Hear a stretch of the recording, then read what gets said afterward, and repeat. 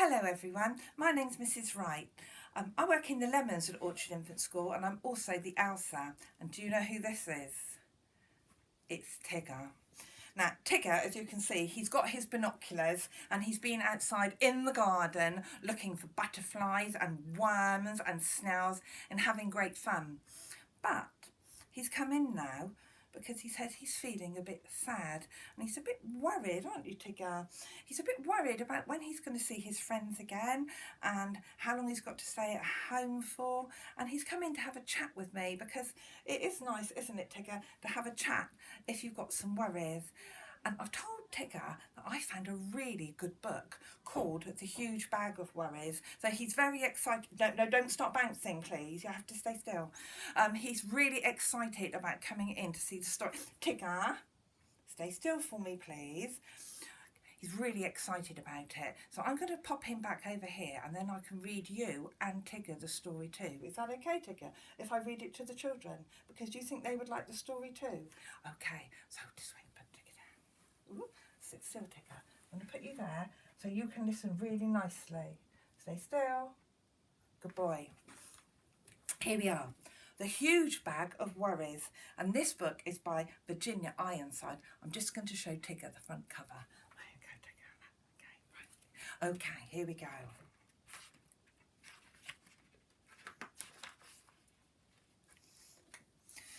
Jenny had always been happy. She had a lovely mum and a dad, a great brother, well, most of the time. She had a best friend at school and she liked her teacher. And then, of course, there was Loftus. But recently, she had been getting gloomier and gloomier. It wasn't just one thing, it was everything. She worried she was getting too fat, that Loftus had fleas, and that her best friend was going away. She worried that she was going to get bad marks at school, and she thought she heard someone whispering about her in the playground. She worried when her mum and dad had an argument. She even worried about wars and bombs, until one day she woke to find a huge bag of worries. The bag followed her everywhere, to school, to swimming, to the toilet, and it stuck by her even when she was watching TV. She tried to just ignore it, but that didn't work. She tried throwing it away, but it always came back. She tried to lock it out. But when she got back to her bedroom, there it was, waiting for her. It was like a horrible shadow she just couldn't get rid of. What could she do?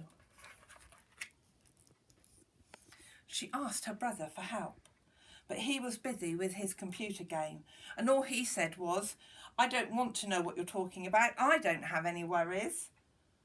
After that, she didn't feel like asking anyone else. She knew she'd only feel stupid. Mum would probably say, "You've got no worries that I can see. You're a very lucky girl. You've got your health, you've got your friends, you've got your family. What more do you want?" So she decided not to tell. Dad might know what to do, but then she thought again. No, Dad had enough worries of his own. She just couldn't ask him. And every day it got worse.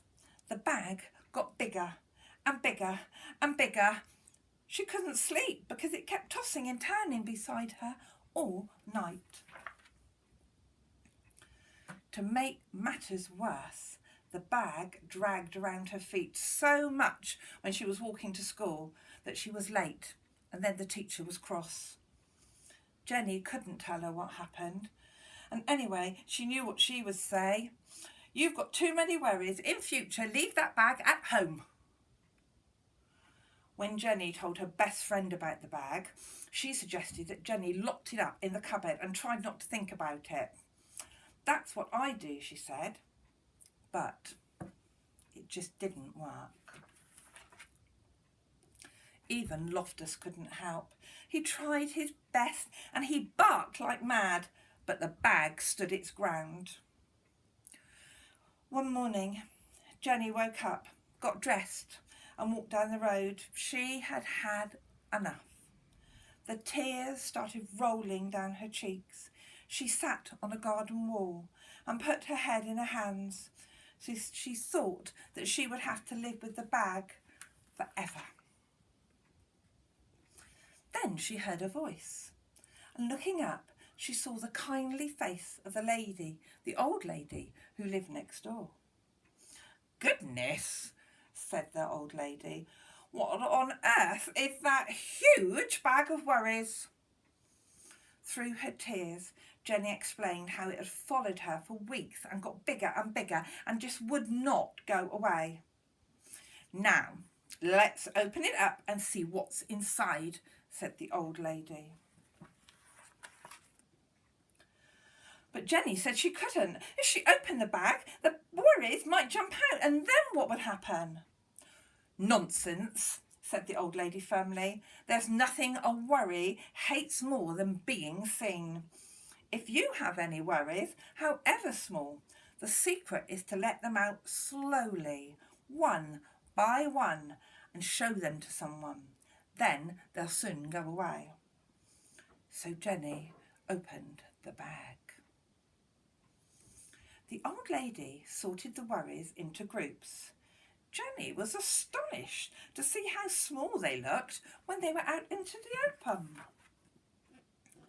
Half the worries just disappeared because lots of worries hate the thought of sunlight. As for the rest, the old lady put some in a shopping bag to deal with them herself.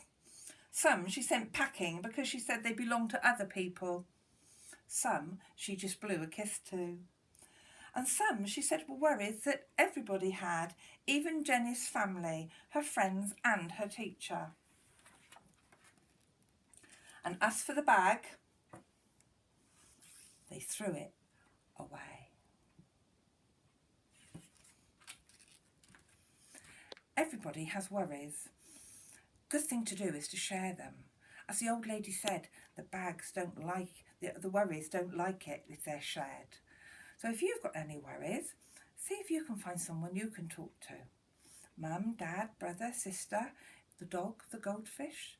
Just talk to somebody about it and see if that helps.